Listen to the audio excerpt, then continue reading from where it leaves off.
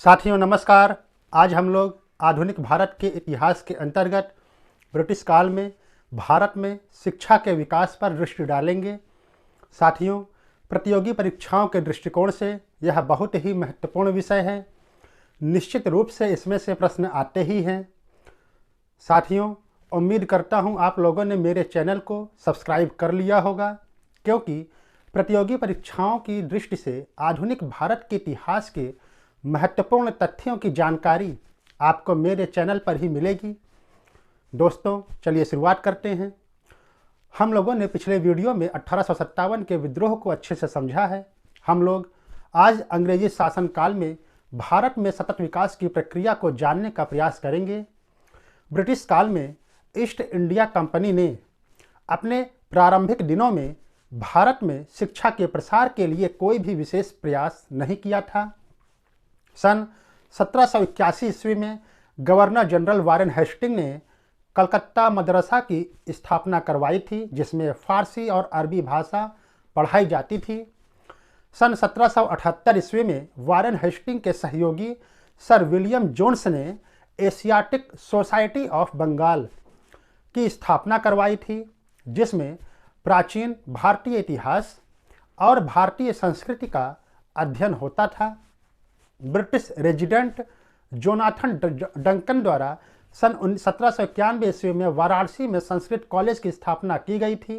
यह स्थापना हिंदू कानून और दर्शन के अध्ययन हेतु शुरू किया गया था और सन 1800 ईस्वी में लॉर्ड वेलिजली द्वारा असैनिक अधिकारियों के लिए शिक्षा के लिए फोर्ट विलियम कॉलेज की स्थापना की गई थी और डेविड हेयर नामक एक अंग्रेज ने 1820 ईस्वी में कलकत्ता में बिशप जॉनसन की स्थापना करवाई थी। मित्रों, भारतीय समाज सुधारक राजा राम मोहन राय और सर हाइड ईस्ट ने मिलकर कलकत्ता में हिंदू कॉलेज की स्थापना करवाई थी, जो कालांतर में प्रेसिडेंसी कॉलेज के नाम से विख्यात हुआ। ईस्ट इंडिया कंपनी द्वारा भारत में शिक्षा के क्षेत्र में वास्तविक प्रयास सन 1813 ईस्वी के बाद ही देखने को मिलता है। सन 1813 के चार्टर एक्ट में गवर्नर जनरल को यह अधिकार दिया गया कि वह 1 लाख रुपए साहित्य के पुनरुद्धार के लिए और भारत में स्थानीय विद्वानों और को प्रोत्साहित करने के लिए और अंग्रेज प्रदेशवासियों में विज्ञान की उन्नति के लिए खर्च करे।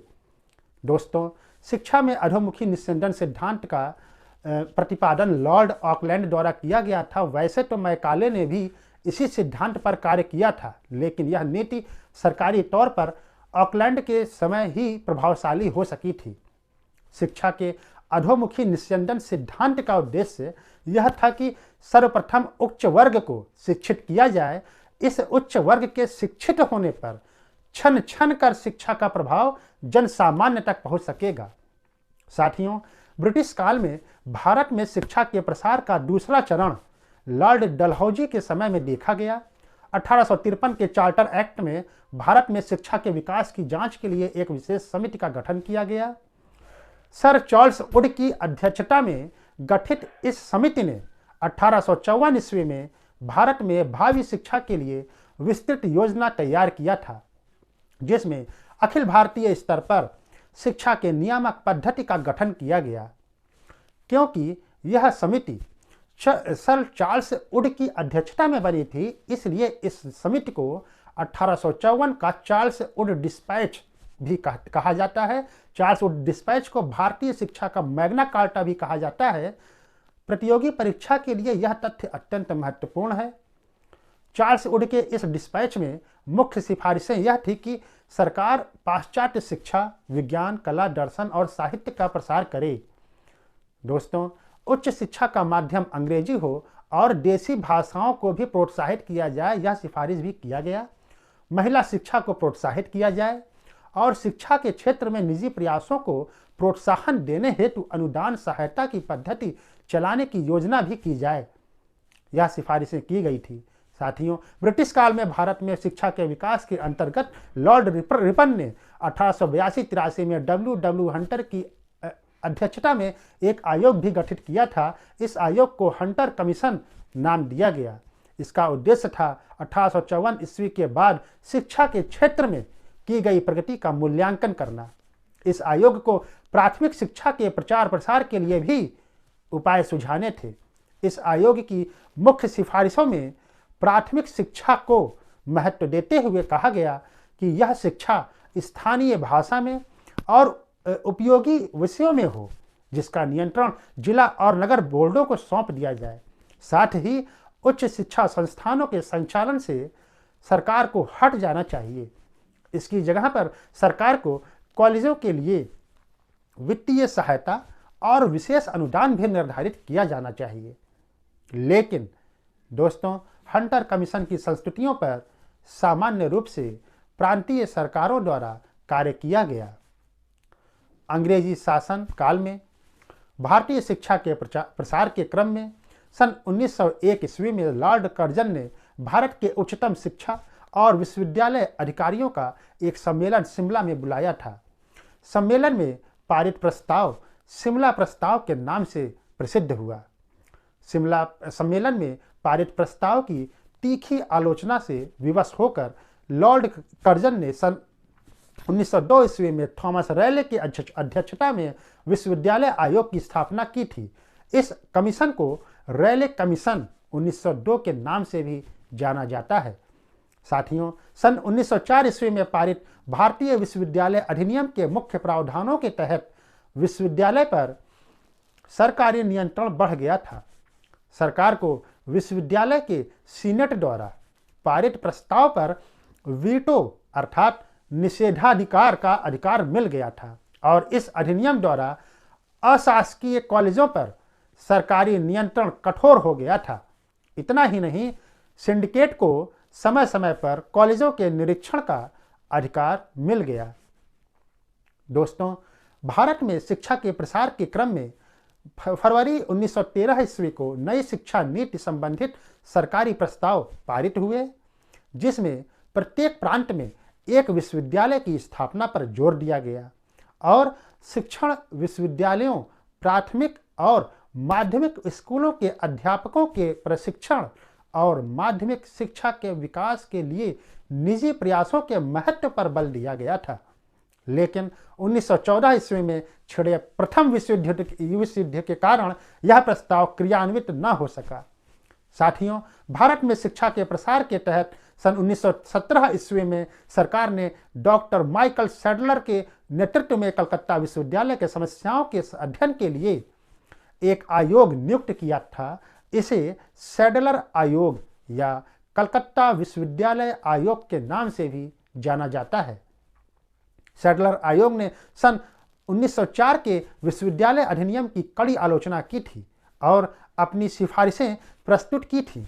सैडलर आयोग के सुझाव पर उत्तर प्रदेश में एक बोर्ड ऑफ सेकेंडरी एजुकेशन की स्थापना की गई और सैडलर आयोग की रिपोर्ट पर मैसूर, बनारस, अलीगढ़, पटना, लखनऊ और हैदराबाद में विश्वविद्यालय स्थापित किए गए। दोस्तों, शिक्षा अब प्रांतीय विषय बन गया था और विश्वविद्यालयों के संचालन का जिम्मा प्रांतों को सौंप दिया गया।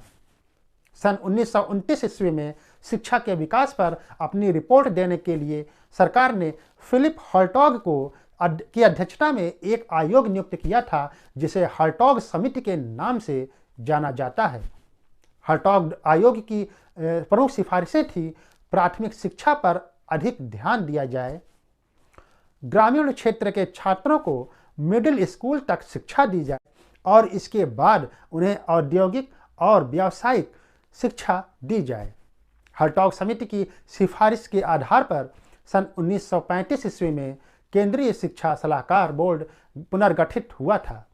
साथियों, गांधी जी ने भी हरिजन पत्रिका में शिक्षा पर अनेकों लेख लिखे थे और अक्टूबर 1937 में वर्धा में आयोजित अखिल भारतीय शिक्षा सम्मेलन में उनके द्वारा शिक्षा पर योजना भी प्रस्तुत किया गया था, जिसके आधार पर बुनियादी शिक्षा की वर्धा योजना की प्रस्तुत की गई थी। इस वर्धा योजना की प्रमुख सिफारिशें थी 7 से 14 वर्ष के बच्चों के लिए निःशुल्क एवं अनिवार्य शिक्षा की व्यवस्था की जाए और दूसरा, शिक्षा का माध्यम मातृभाषा होनी चाहिए, जिससे विद्यार्थी स्वावलंबी हो सकें, साथ ही रुचि के अनुरूप व्यावसायिक शिक्षा भी मिल सके। लेकिन दोस्तों, द्वितीय महायुद्ध के कारण यह योजना लागू न हो सकी।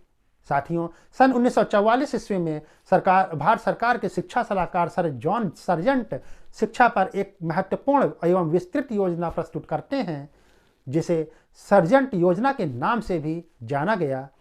इस योजना की सिफारिशें थी देश में प्रारंभिक विद्यालय, उच्च माध्यमिक विद्यालय स्थापित किए जाएं, 6 से 11 वर्ष तक के बालक बालिकाओं के लिए व्यापक, निःशुल्क एवं अनिवार्य शिक्षा की व्यवस्था की जाए और 11 से 17 वर्ष की उम्र तक के छात्रों के लिए 6 वर्ष की शिक्षा की व्यवस्था हो सके। लेकिन साथियों, सर्जेंट योजना के बाद 15 अगस्त 1947 ईस्वी को भारत स्वतंत्र हो जाता है और इस प्रकार भारतीय शिक्षा में ब्रिटिश काल समाप्त हो गया। साथियों, आज हम लोगों ने ब्रिटिश काल में भारतीय शिक्षा के निरंतर विकास पर अध्ययन किए हैं। आने वाले वीडियो में हम लोग आधुनिक भारत के इतिहास के अंतर्गत 19वीं शताब्दी में सामाजिक एवं सांस्कृतिक जागरण पर अध्ययन करेंगे। साथियों, मुझे आज्ञा दीजिए। मेरा आप सभी को नमस्कार।